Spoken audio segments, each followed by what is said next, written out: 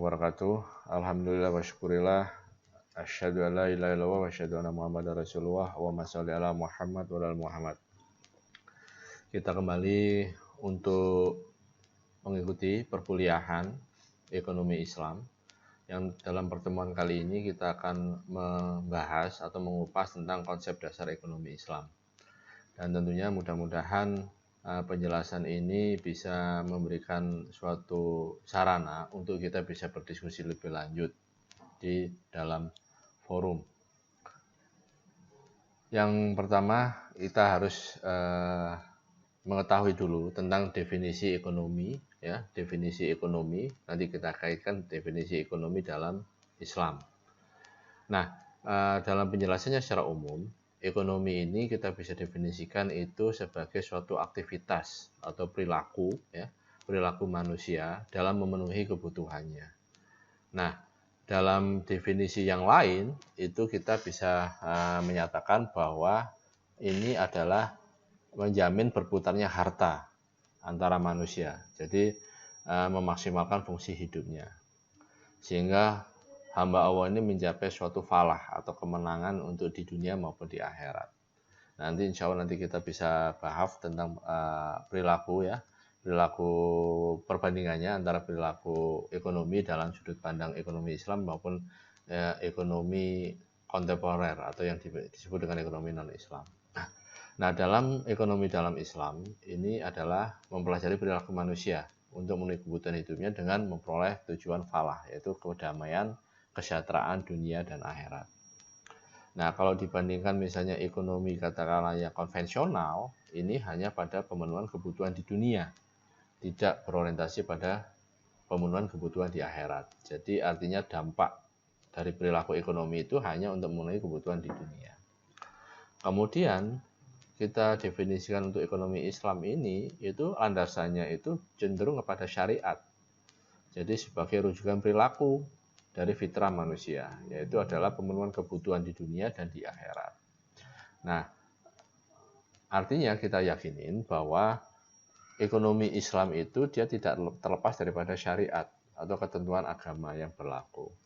Sehingga kita bisa memahami atau bisa katakanlah mengakui bahwa sejak penguasaan Islam di dunia ini, atau katakanlah umat Islam dapat menguasai dunia di sepertiga lebih dunia, dengan diterapkannya secara ekonomi Islam, meskipun khalifah-khalifah dulu itu bukan lulusan daripada Harvard atau lulusan daripada Amerika ataupun Inggris, tapi mereka sudah menerapkan bahwa sistem ekonomi Islam itu memang sudah teruji dan membawa kesejahteraan.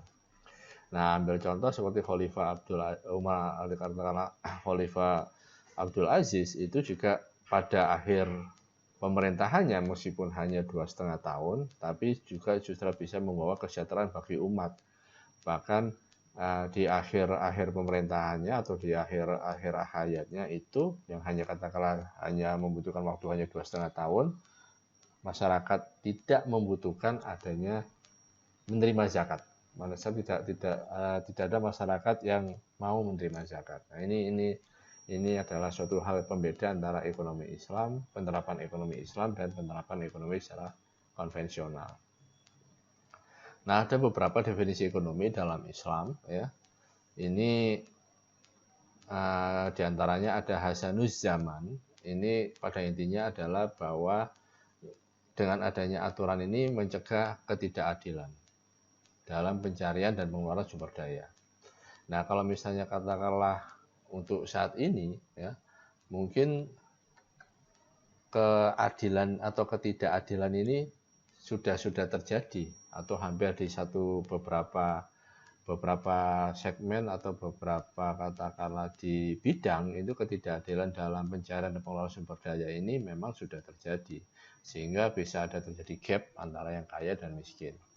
Nah, dengan adanya konsep ekonomi Islam, maka tidak adanya gap antara kaya dan miskin, karena memang semua tahu hak dan kewajibannya dalam untuk mencari dan pengeluaran sumber daya. Nah, ada hal yang menarik, cerita yang menarik itu beberapa konsumen yang ada di beberapa konsumen dari masyarakat Indonesia itu dia makan di restoran di salah satu negara Eropa, mungkin di Jerman atau di beberapa negara Eropa itu dia insya Allah di Jerman itu dia memesan porsi yang cukup banyak. Nah, ternyata ini mendapatkan protes oleh konsumen yang lain. Kemudian konsumen Indonesia ini mengatakan, nah ini kan uang saya kan juga berhak untuk membeli. Kemudian konsumen yang lain, dalam arti ini warga negara setempat, menyatakan bahwa ya memang itu memang uang Anda. Tapi sumber daya yang makanan atau sumber daya yang ada itu bukan hak Anda semata, tapi hak umat. Sehingga apabila makanan ini menjadi suatu hal yang mubazir, kemudian itu terbuang, maka ada hak-hak yang terkurangi di sana. Hak-hak orang lain yang terkurangi di sana. Jadi mereka sudah sampai berpikir ke sana.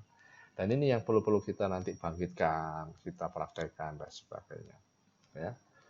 Kemudian beberapa pendapat yang lain nanti bisa dibaca lebih lanjut atau nanti bisa didiskusikan lebih lanjut tentang definisi ekonomi dalam Islam.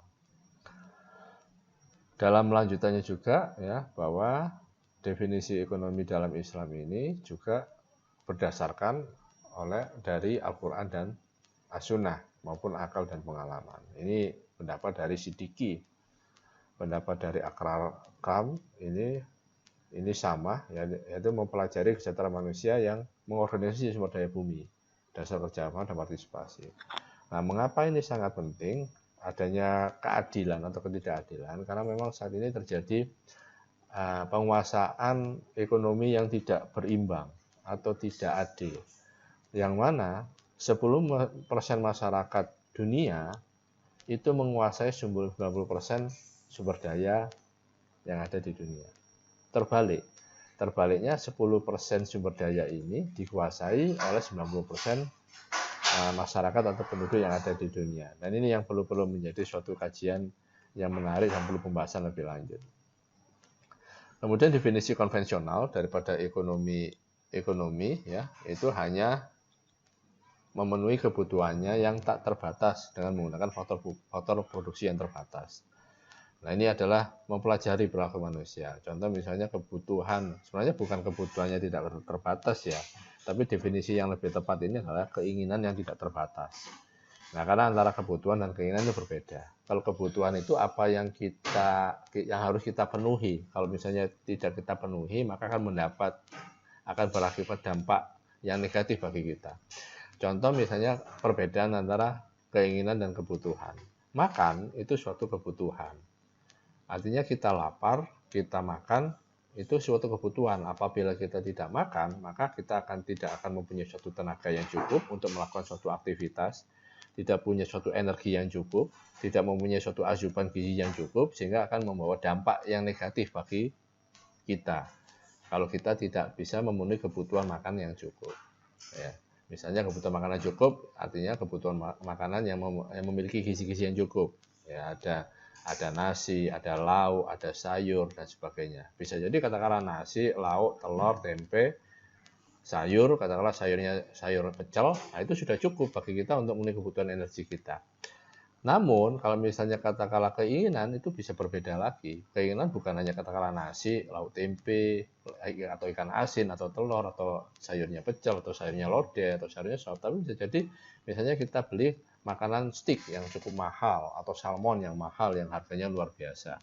Nah, ini adalah keinginan, bukan kebutuhan. Nah, ini yang pembedanya di sana. Ya. Kemudian, masalah utama ekonomi, ini adalah kelangkaan dan pilihan, choice. Jadi pilihan mana yang bisa kita pilih untuk melakukan proses ataupun perilaku ekonomi yang bisa untuk pergerakan ekonomi. Nah, ekonomi Islam di sini kita mengenal adanya ekonomi robbani. Mungkin katakanlah teman-teman mungkin lebih bisa memahami. Jadi dalam hal ini kesempatan saya hanya untuk mengutip beberapa surat atau beberapa ayat dari beberapa surat, dan monggo untuk bisa melakukan pembahasan lebih lanjut tentang surat-surat yang ada dalam yang bisa terkaji dalam ekonomi Islam. Dan memang Artinya secara intinya bahwa secara kepemilikan semua sumber ekonomi yang ada ini adalah pemilikannya kepada Allah, kemudian pemilikannya ada pada Allah. Kemudian artinya pemanfaatannya tentunya harus sesuai dengan perintah Allah. Nah, ini intinya di sana. Nah, nanti monggo nanti bisa dibahas lebih lanjut. Nah, saya kira teman-teman bisa artinya lebih memahamin lah tentang dasar-dasar ini. Nah, untuk perkembangan ilmu ekonomi Islam ini ada beberapa perkembangan ya. Itu artinya di tahun 30 itu ada fikih dan kalam, tahun 50-60 ada langsung diajarkan ya tentang prinsip prinsip ekonomi Islam. Di tahun 70-80 kita mengenal adanya Islamic Economic System. Nah, kemudian berkembang lebih lanjut sampai sekarang itu bisa menjadi pergerakan atau menggerakkan tentang syariah atau ekonomi syariah atau ekonomi Islam. Pergerakan itu bisa meliputi melalui bidang pendidikan yang saat ini kita jalanin, kemudian bisa melalui organisasi dan sebagainya. Nah, sejarah ekonomi Islam itu tentunya tidak terpisahkan dari ajaran Islam yang disampaikan oleh Rasulullah Muhammad SAW. Nah, itu nanti tidak terpisahkan. Jadi kalau secara ekonomi Islam tentunya kita langsung bisa menjawab bagaimana secara ekonomi Islam itu timbul. Nah, secara ekonomi Islam itu timbul ya karena tidak terlepas dari syariat agama yang disampaikan oleh Rasulullah Muhammad SAW. Nah, apa perbandingan ekonomi ya, sistem ekonomi Islam, sosialisme dan kapitalisme. Nah, secara paradigma ataupun dasar, sosialisme ini pada Marxis, pemikiran Marxis, yang artinya bahwa semua orang itu sama. Jadi tidak ada perbedaan antara yang satu dengan yang lain. Nah, ini secara sosialisme. Nah, secara kapitalisme ini menganut pemikiran pada ekonomi pasar. Siapa yang kuat, siapa yang unggul, maka dia akan memperoleh lebih dibandingkan yang lain. Nah, kalau secara syariah, paradigmanya bahwa ada keseimbangan antara yang kuat dan yang lemah. Sehingga proses ekonomi ini bisa berjalan dengan baik, tanpa menindas satu dengan yang lain. Kemudian basisnya di sini kalau sosialisme tidak ada pemilikan pribadi karena semuanya adalah milik negara dan negara lah yang mengatur, punya kewajiban mengatur untuk membagikan atau mendistribusikan ini kepada masyarakat. Nah, sedangkan kapitalisme basisnya itu pada manusia ekonomi atau katakanlah kebebasan untuk memiliki. Nah, yang beda di sini, yang secara syariah, ya, ini ada batasan-batasannya dalam pemilikan, ada tujuannya, ada filosofinya, bahwa dasarnya, bahwa kepemilikan itu, ya artinya pemanfaatan, penguasaan itu harus sesuai dengan syariah, sesuai dengan aturan-aturan yang telah diperintahkan oleh Allah dan Rasul-Nya. Kemudian landasan filosofinya, kalau sosialisme itu dialektik, ya artinya ya kesamaan, keseragaman itu merata semua. Berarti pandangannya tidak ada yang kaya, tidak ada yang miskin, semuanya sama. Sedangkan kapitalisme ya berdasarkan pada kebebasan individualisme. Ya, siapa yang mempunyai kekuatan lebih, siapa yang mempunyai keberadaan lebih, nah itu yang bisa menguasai. Nah, sedangkan dalam pemikiran ekonomi Islam di sini adalah manusia sebagai khalifah Allah. Khalifah itu adalah sebagai katakanlah wakil ataupun sebagai pelaksana ya, pelaksana untuk menjalankan perintah-perintah Allah atau menjalankan proses kehidupan ini baik secara ekonomi maupun bidang-bidang yang lainnya sesuai dengan syariat-syariat yang berlaku sehingga nantinya bisa terwujudkan kesejahteraan masyarakat secara umum dan ini telah terbukti artinya di masa-masa khalifah ini telah terbukti. Nah, itu perbandingan antara ekonomi Islam, sosialisme, dan kapitalisme. Nah, saya kira untuk yang sesi kali ini cukup sampai sekian. Monggo nanti bisa dilanjutkan untuk diskusi pada forum nantinya. Dan jangan lupa ya bagi teman-teman semua untuk bisa like, share, and subscribe pada channel yang berlaku untuk yang ada di YouTube ini. Terima kasih. Assalamualaikum warahmatullahi wabarakatuh.